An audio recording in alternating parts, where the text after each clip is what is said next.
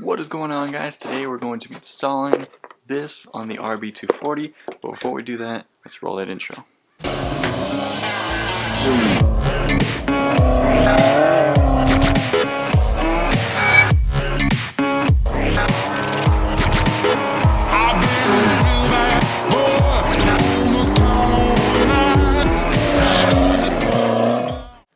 Alright, so let's just jump on in and let's take a look at the blow-off valve. And here she is, guys. She looks like really good, like it's very high quality. It's got a nice weight to it.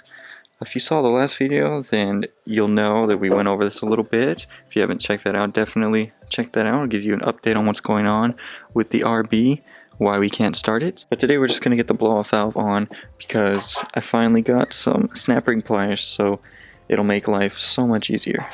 So if you really want to make your life easy, pick up some of these snap ring pliers. The angled ones that go 90 degrees, that is going to make your life so much easier.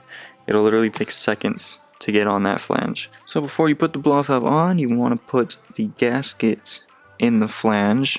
Also, I should probably mention, the flange does not come with the blow-off valve. You have to buy that separately. At least that was, in my case, I bought the flange separately because the blow-off valve did not come with it. So you buy your flange, get that welded on your intercooler pipe where you want it, and then you can put the gaskets, and then we take our blow-off valve, put it on, and then our snap ring.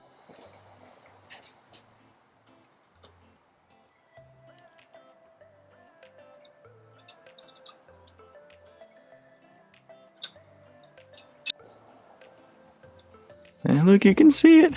So yeah, now we have to figure out how we're going to route the vacuum line because it's got to go from there to under the intake manifold. And I don't want it to look bad.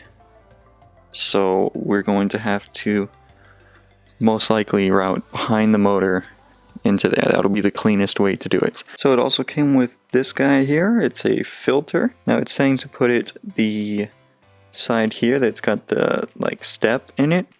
Put that on the other side going to the intake manifold and have the other side go to the blow-off valve. So that is how we're going to hook it up. Now it doesn't say how far away it should be from it, so what I'm probably going to do is have it when it's on the other side of the motor or under the intake manifold just so it's hidden, and then we should be good. Also, for some reason it's showing zip ties for the clamps. I'm going to use actual clamps just because a zip tie is not going to hold a vacuum line on. It doesn't clamp down hard enough, so we're going to use actual clamps.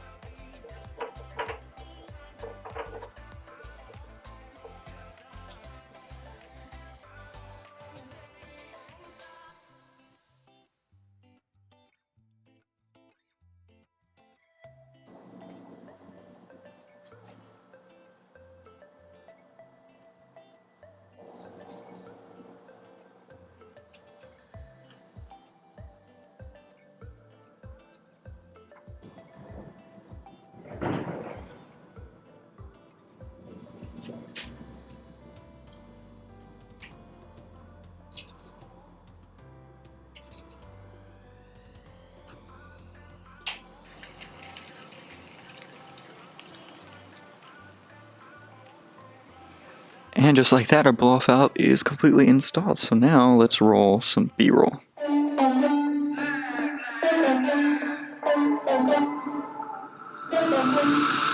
For the record, I'm done trying to make y'all comfortable. For the record, you ain't trying to grow, then it's done for you. For the record, lab on me going all the way.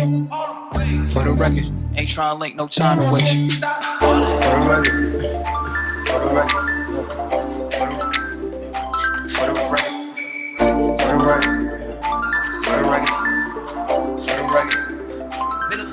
Been a little too nice for y'all. Now I gotta up price on y'all. Snake eyes on dice for y'all. Shoulders on ice for y'all. A6 all the hay. I won't get a ball today. Got lost in the ball and A's. I'm flipping the bars, I'm flipping the on record, off record. I still count wins when they got it. On record, off record. I let them take advantage. I was wildin'. On record, off record deals. Tell them talk to Colin for the quote. On record, off record. I still want the act, not the ghost. Oh man, doesn't she just look so fucking good? Just wait till you hear it, it's gonna be great. I mean, like right now the car won't start, so you can't really hear it. But when she does start, and we hear the blow-off valve, give a nice little... That's just gonna tie everything together. I said I was going to put clamps on, and I haven't yet because the clamps that I have are not small enough, so I'll have to get some of those. But everything is good, and we've got our little filter guy right there. It is routed near the exhaust, and I am going to get the it's like a heat resistant sleeve or something. I'm gonna get just a bunch of that because I'm gonna get the oil feed and the oil return on the turbo. I'm gonna get the wastegate vacuum lines in there and the blow-off valve vacuum lines in there, as well as probably this guy too. And we also have the heat shield that goes there. This guy, it just sits kind of like that down there.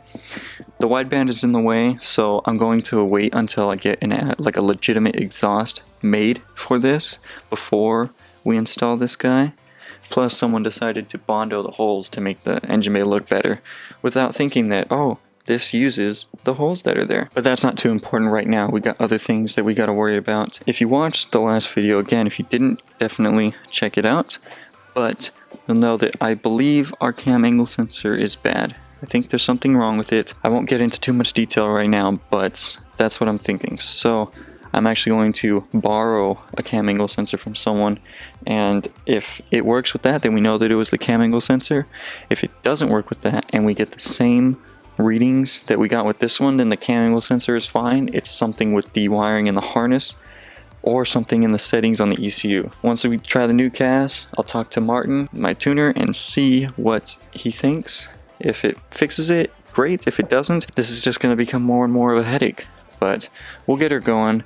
It's just a matter of when. Hopefully before 2019, because I'd like to fucking drive this thing already. Alright guys, I'm going to end it here. Thank you so much for watching. Please leave a like if you did, comment down below, and hit that subscribe button. I'll see you guys next time. Peace.